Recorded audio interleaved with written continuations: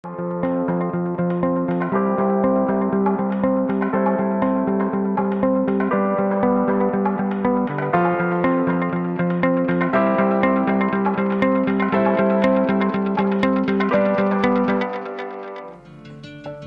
Guillermo Pepe, fundador de Mamotest, la primera red de telemamografía de América Latina. Hoy la única manera de luchar contra el cáncer de mama es a través del diagnóstico precoz. Resolvimos entonces desarrollar la primera red de telemamografía de América Latina. Esto es un centro madre donde están los médicos especialistas en diagnóstico mamario y luego abrir en el interior de las provincias centros satélites.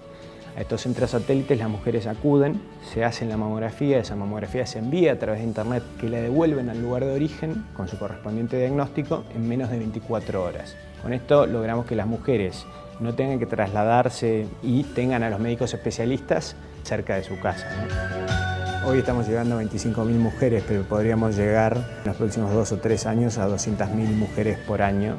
Se podría pensar en toda una industria que exporte diagnóstico médico de alta calidad al mundo, ¿no? Acabamos de empezar, digamos.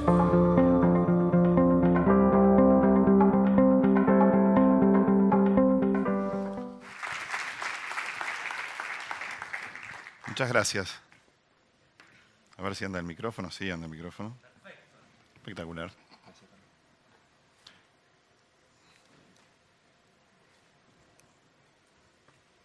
Y espérenme un segundo, voy a hacer algo.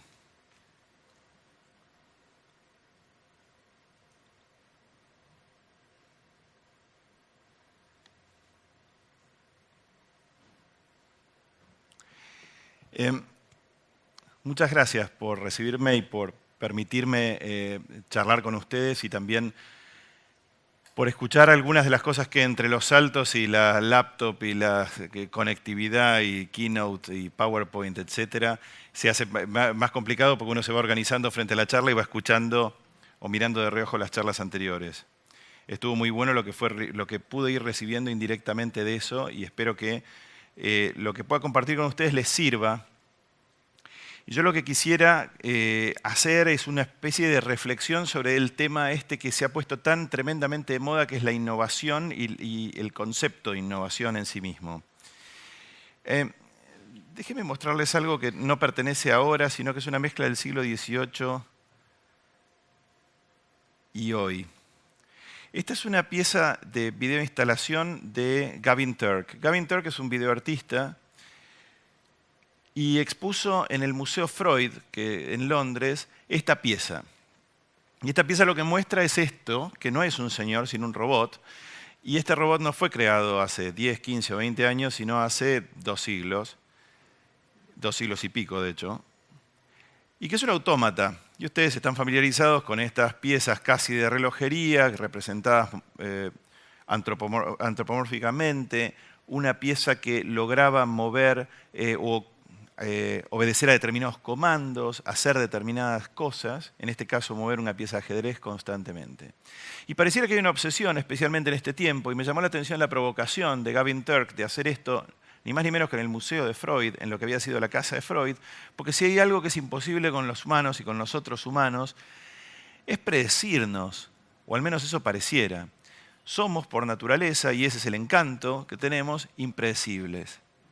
Pero sin embargo pareciera haber una fuerza enorme de capitales, de interés, y la tecnología pareciera darnos unos inicios de confianza de que la predicción de nuestros comportamientos es posible, y entonces las primeras moscas que van a esa miel son las del marketing, que están desesperados por entender si digo A va a ocurrir B, C o D.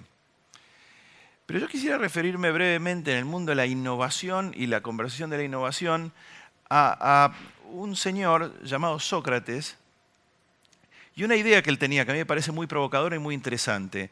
Sócrates estaba fundamentalmente en contra de aspectos claves de la innovación en su momento.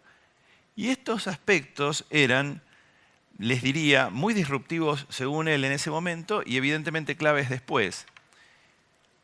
Y ellos son la escritura y la lectura. Sócrates estaba en contra manifiestamente de la escritura y de la lectura.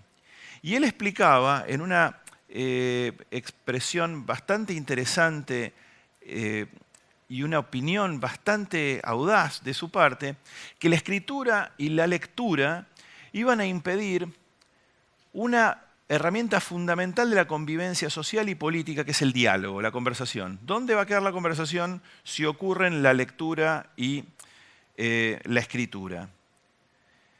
Y yo creo que estoy de acuerdo con Sócrates. Estoy más de acuerdo que de desacuerdo, porque lo que trato de tomar es qué es lo que él quiso decir con esto. Lo que él quiso decir en realidad con esto tiene que ver con algo que vamos a inventar una palabra, y yo detesto las palabrejas combinadas y que dicen que tratemos de prestar atención también al opuesto de la innovación, cualquiera sea la palabra. Porque es probable que en cada paso de la innovación nos estemos olvidando de algo.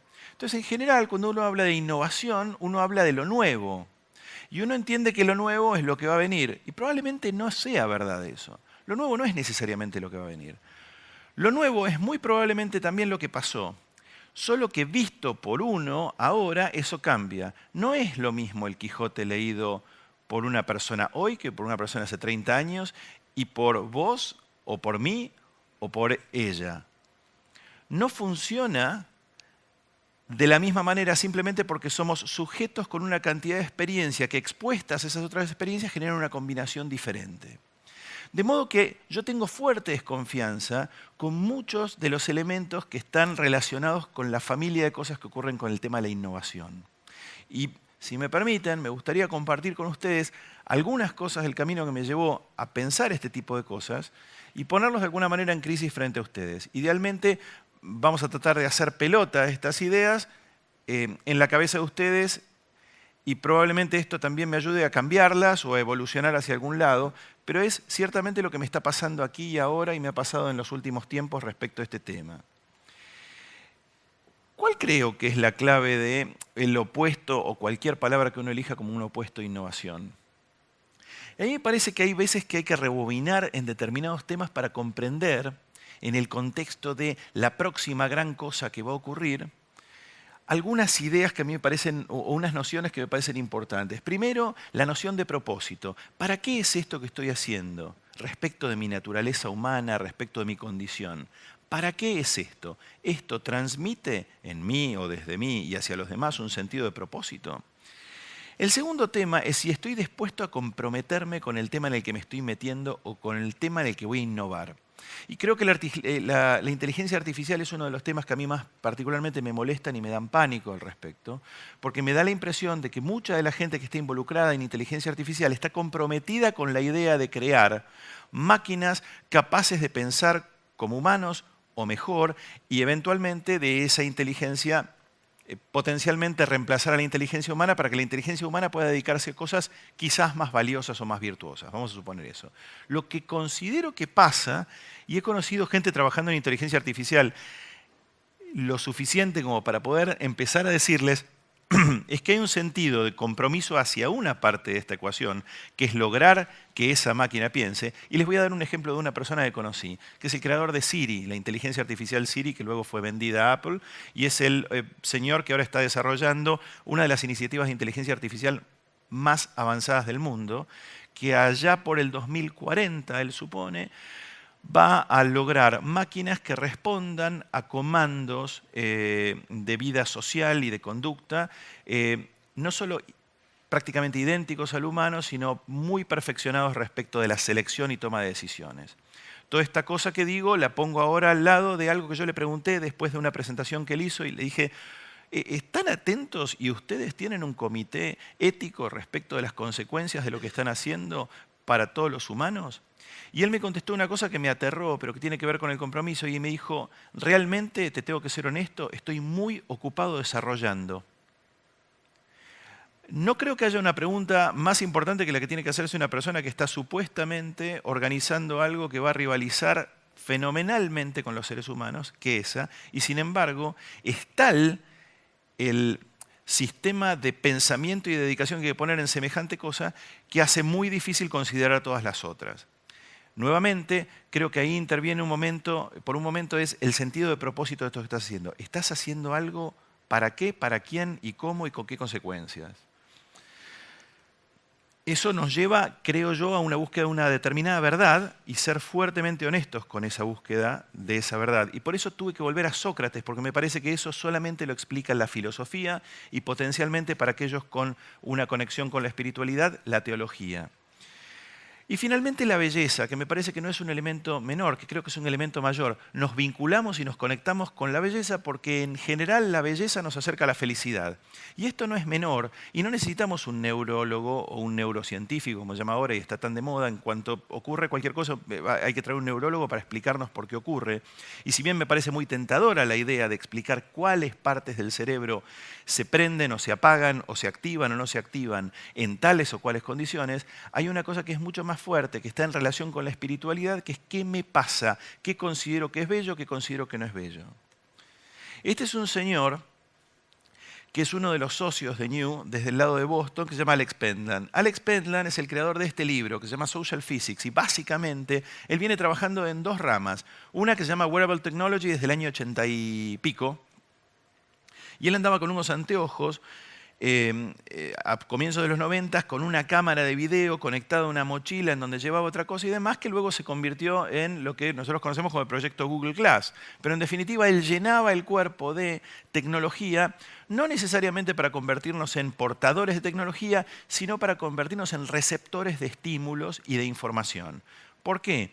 Porque él comprendía que toda esa información junta se iba a convertir, quizás, en un dato muy importante de nuestra huella de comportamiento, potencialmente, si esa tecnología está expuesta a una gran cantidad de población, a patterns de comportamiento globales, sociales, y eventualmente, si eso se refina más, a predicción del comportamiento. De alguna manera volvemos al robot que hacía estos movimientos. Y Alex Pentland no es una persona que considera que el ser humano es un robot. Pero quiero decir que el ingreso de todos estos elementos ha producido algunos cambios en donde muchos de nosotros nos hemos, en cierto modo, robotizado. Y me gustaría tocar ese tema por un segundo. ¿Cuáles son los tres elementos que considero que hoy están en juego y que son importantes para poder comprender un poco qué es lo que está pasando allá afuera con un montón de gente o con todos nosotros respecto de tal o cual tema?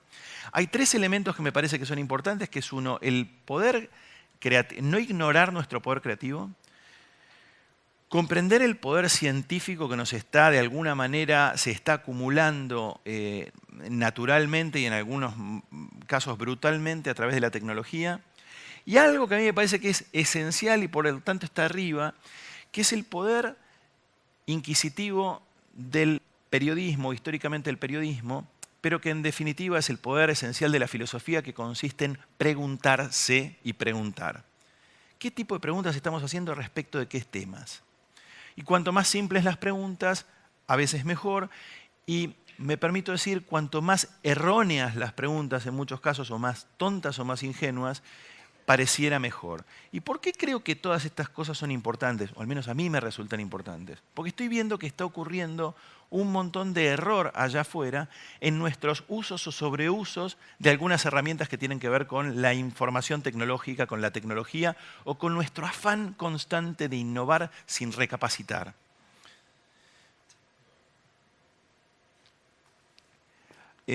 Estoy pasando rápido algunos de los chats porque no quiero que se alargue el tiempo, pero quiero decirles una cosa que me parece que es importante.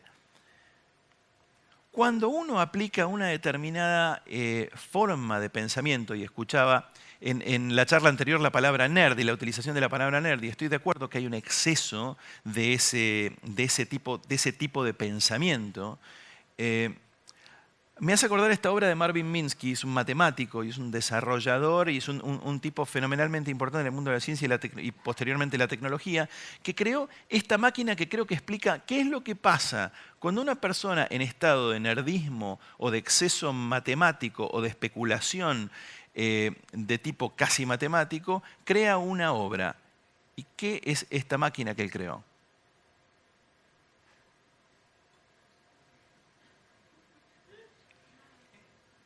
Él creó esta máquina inútil, que consiste en una máquina que se prende para que la máquina opere apagando.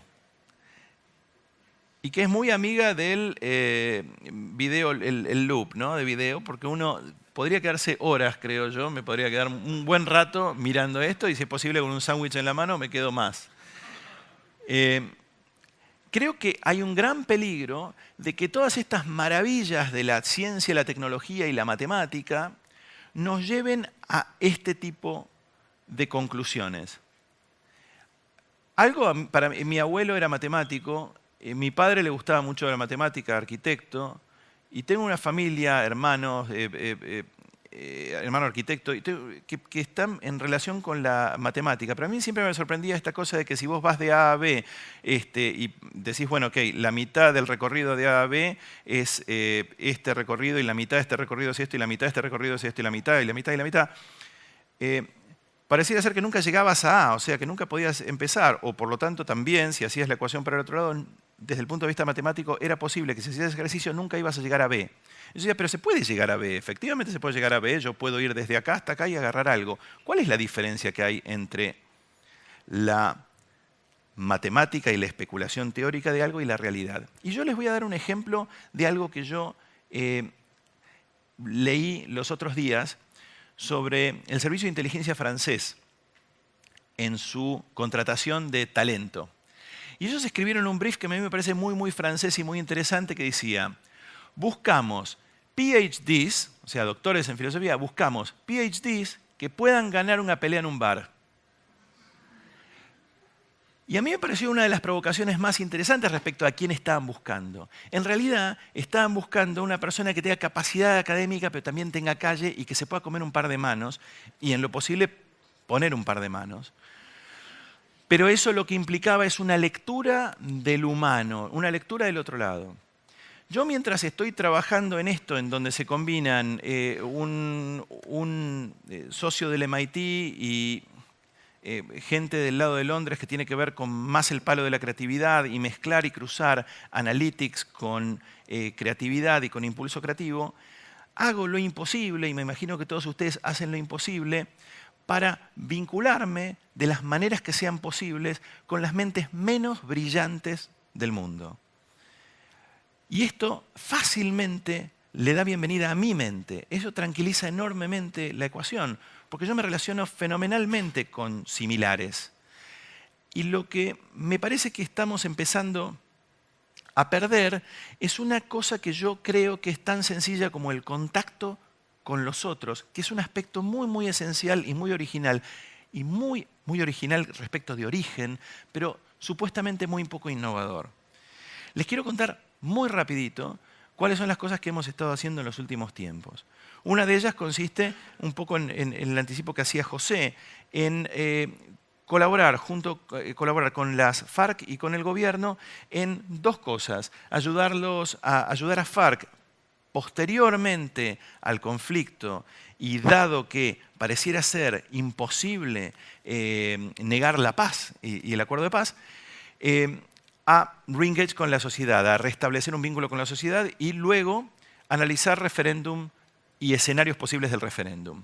Básicamente, se trataba de encontrar un poco de calidad de información. Encontrándome con los comandantes de la FARC, ellos pudimos establecer una buena relación y un buen diálogo en la búsqueda de información y el entender de dónde ellos venían y de qué manera ellos habían llegado al lugar en el que habían llegado. Pero eso fue únicamente posible a través de un viejo recurso que se llama sentarse a charlar con alguien.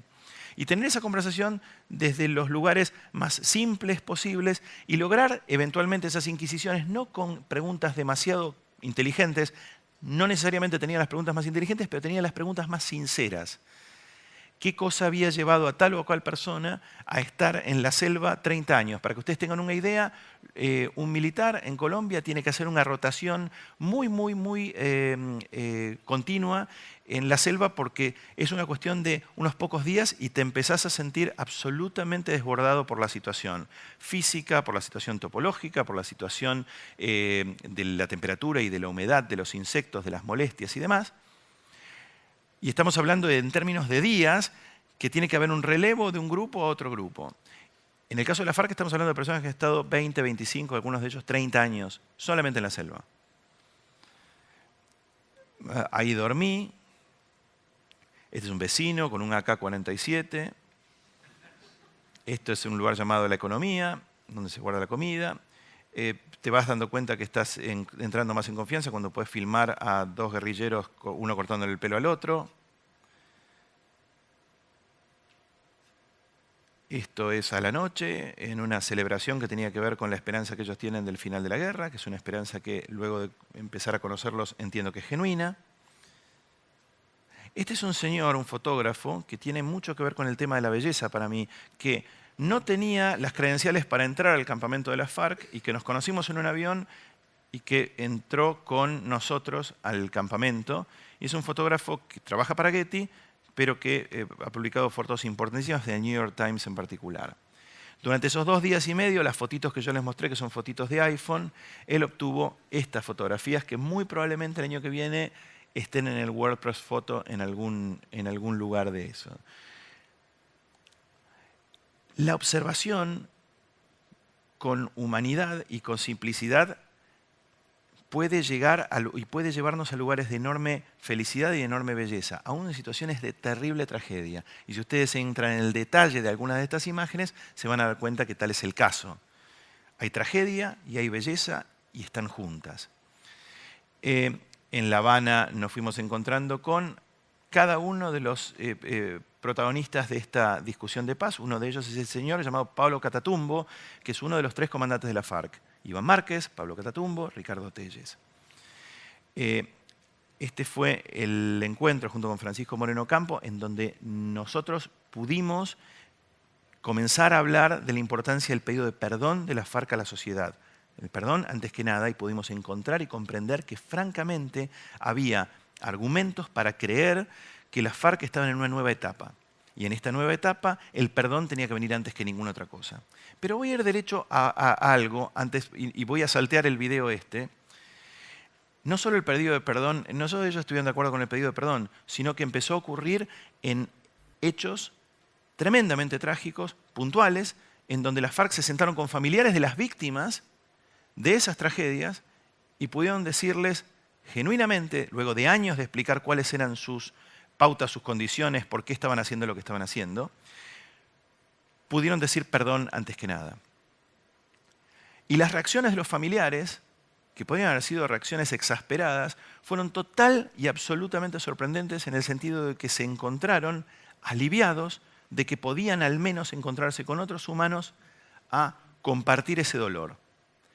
Esto es una reconfiguración enorme de todo un grupo de gente, miles de personas, me refiero a las FARC, que tenían una agenda diferente y que ahora entienden una posibilidad distinta. Claro que allá afuera, en el resto de la sociedad colombiana, había un referéndum que iba a ocurrir. Y en Bogotá pude estar con todas las personas posibles respecto de esto, desde el expresidente Gaviria hasta chicos de 10 años del colegio. Y estos son algunos de los puntos que tienen que ver con observar y con volver a algo muy simple. Cuando se les preguntaba a los chicos, ¿ustedes qué creen que son las FARC? ¿Qué son las FARC? Ustedes pueden ver a una chiquita en la primera fila que se agarra la cabeza y unos chicos que hacen esto. Si uno no seguía por las palabras solamente, y las palabras eran contundentes, sino nada más que por la reacción física de esos chicos, se daba cuenta de algo que es más importante que nada. Que verse con chicos de 10 años lo que ayuda o colabora es a darse cuenta de qué está ocurriendo en el riñón de una familia respecto de un tema, de una manera mucho más simple y mucho más directa. Esa información no era la información que las encuestadoras estaban recibiendo. Este es Humberto de la Calle, que es el ingeniero principal del Acuerdo de Paz, que estuvo absolutamente de acuerdo con esta iniciativa, que es, si se le diera a la gente la posibilidad, en vez de la posibilidad binaria de un sí o un no, luego de toda la información que nosotros habíamos recibido, de que pudieran quizás decir que sí, pero hacerlo con rabia y poner esa condición de que lo hacían con rabia, es muy probable que ellos, ciudadanos, se hubieran sentido menos inocentes al decir que sí sin conocer cuál es exactamente el outcome de una situación, el desenlace de una situación. Sí, pero no creo en la FARC completamente. Tengo dudas y razones para dudar. Sí, pero no creo en el presidente Santos y sus auténticas motivaciones, pues es un político. Sí, pero tengo demasiada bronca por todos los años que ocurrieron y me parece que esto es un acuerdo imperfecto. No obstante, considero que la paz es importante. Nosotros hicimos esta indagación Y esta indagación contrastaba muy fuertemente contra todas las encuestas que se estaban dando en ese momento, en donde indicaban que el sí más o menos estaba en un 65% en algunos casos, 60%.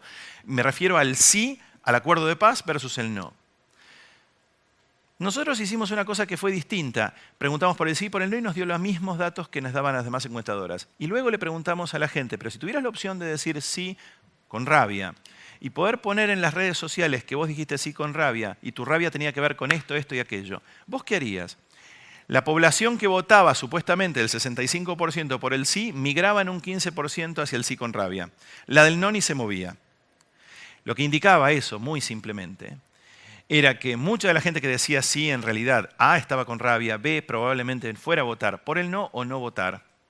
Y eso indicaba que había un swinging de un lado hacia el otro muchísimo más pronunciado del que creíamos. Eso nos llevó a este espanto de un analista de datos y a mí a Cartagena en el día de la firma del acuerdo de paz. Entonces, una semana antes de la firma del acuerdo de paz. Y van a encontrarme a mí totalmente transpirado, desesperado, tratando de explicar que nosotros teníamos un análisis que nos estaba dando otra cosa.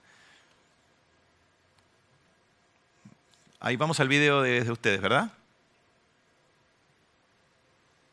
Con unos 3 minuticos que nos va a compartir Carlos Bayala, cofundador y director creativo de NIU, nos va a dar unos trucos de comunicación para posicionar... No iba a dar unos trucos. Esto era una conferencia de todos los políticos por el sí y era un festejo previo a la firma del acuerdo. Es gracias al arte de vivir, al líder espiritual Sri Sri Ravi Shankar, que me invitó a participar en las charlas de paz. Tuve la oportunidad de estar en La Habana, tuve la oportunidad de estar con líderes de todos los diferentes ángulos de este acuerdo y estoy muy emocionado de poder colaborar. Mi único mensaje para con ustedes en estos 2 minutos y medio es el siguiente. Nosotros estamos trabajando y uno de los socios de la compañía que yo dirijo en Londres, del lado de Boston, es el líder de Human Dynamics en el Massachusetts Institute of Technology. Y nosotros estamos haciendo una investigación paralela sobre qué está pasando con el sí y qué está pasando con el no. Y esto es importante que ustedes lo escuchen. Por favor. Según los datos que nosotros tenemos en este momento, el no es más fuerte de lo que parece. Lamentablemente, el no es más fuerte de lo que parece. Como yo vengo de Londres, tengo el antecedente de un ejemplo de algo que pasó hace muy poquito, muy grave, que fue el Brexit, como ustedes saben. La semana anterior al Brexit y la derrota del sí en el Brexit, todo el mundo hablaba de que Inglaterra, Gran Bretaña se quedaba en Europa, no se quedó en Europa. ¿Por qué? Porque los que votaron por el no estaban calladitos. Y solamente se presentaron a votar un día de lluvia en donde los que tendrían que haber votado por el sí estaban o en un festival de música, Glastonbury. Ya está. ¿Sí? Gracias. Ahora vuelvo a la... Yo estoy desesperado ahí tratando de explicarles que el no viene más fuerte y lo más extraño y lo más interesante es qué fuerte es el wishful thinking, llamado por los ingleses, o el pensamiento guiado por el deseo, de que muchísima gente que estaba votando por el sí creía que efectivamente lo que se les estaba diciendo en las encuestas iba a ser verdad. Lamentablemente la información no funciona de esa manera y si uno la cruza con un poquito de psicología se da cuenta. Pero obviamente los medios al día siguiente de la derrota del sí por el no, por un margen muy pequeño, 51 versus 49, pero no obstante es una derrota fenomenal de todos los sistemas de encuestas, se preguntaban por qué había pasado lo que había pasado. Lo que había pasado, y esto lo habíamos hablado y lo hablamos con José en su momento, es que el médico no miró a los ojos al paciente. Y esto es algo que los médicos lo hacen desde la prehistoria. Lo que ocurrió es que la innovación de tratar de entender con determinados análisis y materiales y monitoreos, etcétera, con herramientas nuevas, olvidó algunas de las herramientas más viejas. Por ejemplo, les doy una pauta. Cuando ustedes le pregunten a alguien qué va a hacer respecto de algo determinado, si sí o si no va a hacer tal cosa, hay algunos truquitos que son muy básicos que los enseñan en el barrio, que es cuánta gente contestando sí mira para abajo, cuánta gente contestando sí mira derecho, cuánta gente contestando sí mira para arriba. Lo segundo que hay que preguntarse es, esa persona que contestó sí o no, cuando se fue caminando, ¿qué conducta física tenía? ¿Lo observaron? Si dijo que no, miró derecho, miró para abajo, miró para arriba. Cuando se fue caminando, ¿qué hacía? Tercera pregunta, que está buena, que se le puede hacer al encuestador. ¿Ese que te dijo sí, le crees o no? Me acuerdo de haber tenido una conversación con una increíble y legendaria compañía de investigación en donde yo les preguntaba, ¿pero cómo saben que la gente no les miente cuando le preguntan? Bueno, tenemos sistemas. Y cuando uno escucha, bueno, tenemos sistemas, uno tiene que empezar a dudar, porque para eso no hay muchos sistemas. O sí, quizás hay sistemas, según algunos, y yo tengo la sensación de que a veces se trata de algo más simple.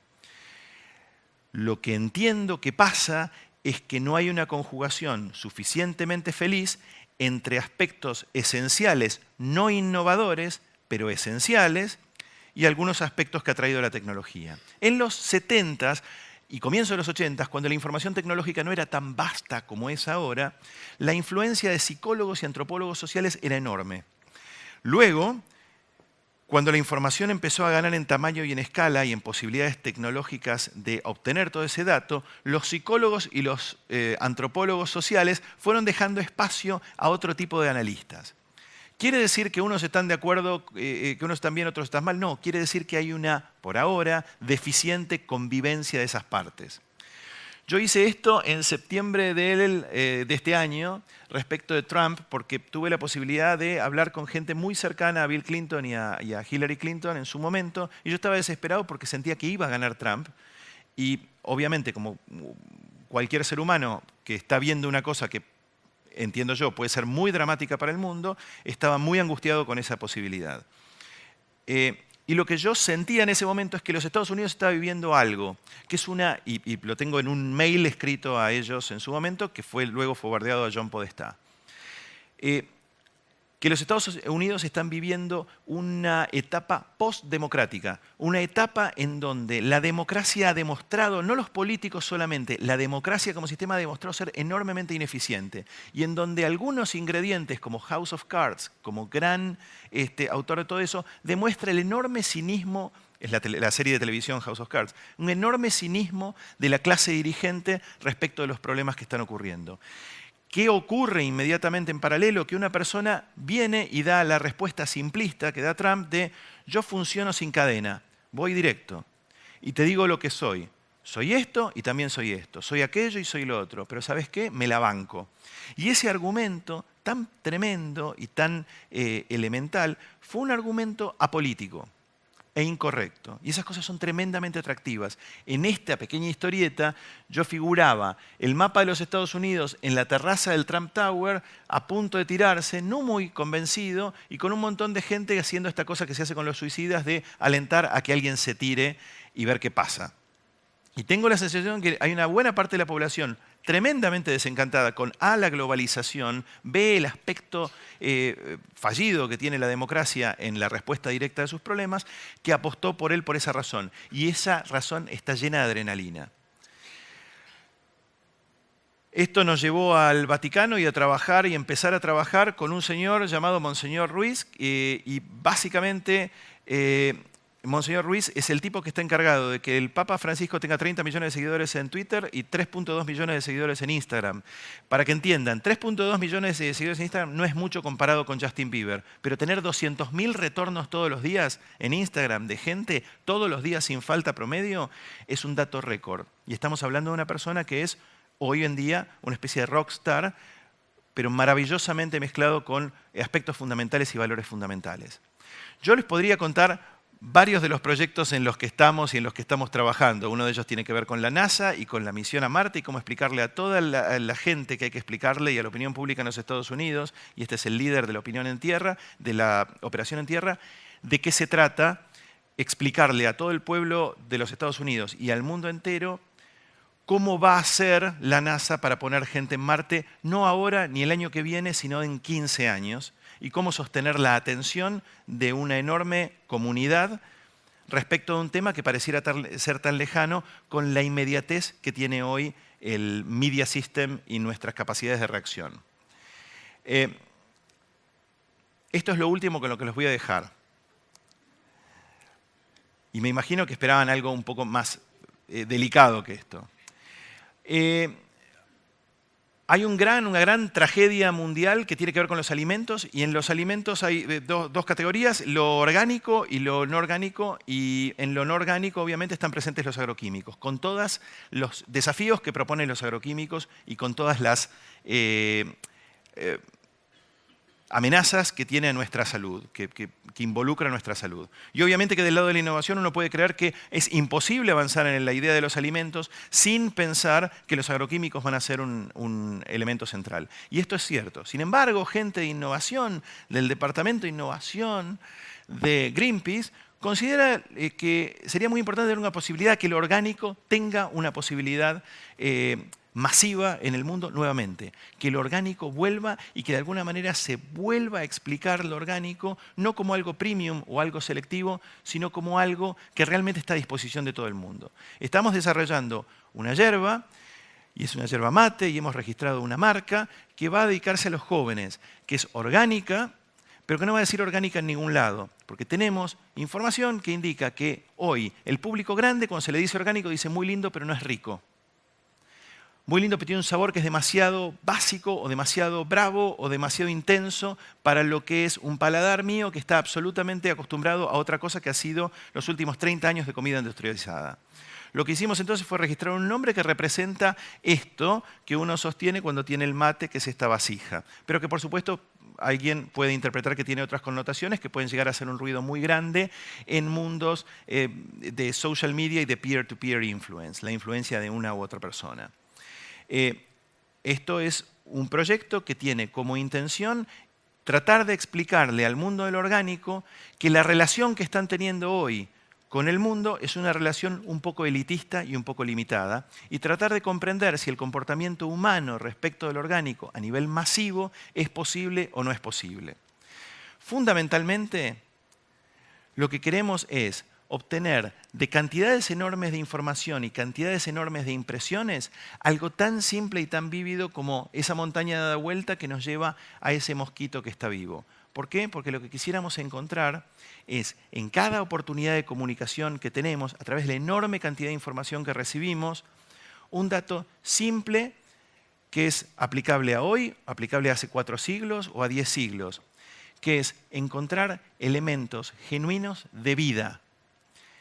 No elementos artificiales, no elementos complejos, sino elementos simples que estén vivos. Y en la medida que uno aplique, creo yo, y esto es una visión muy particular, esa madurez y esa mesura a algo tan delicado como la innovación, y uno la reúna con sentido común y que también la reúna con el respeto de estudiar el pasado, creo que la innovación no solo es posible, como lo está haciendo hasta ahora, sino además algo quizás más importante, útil. Muchas gracias.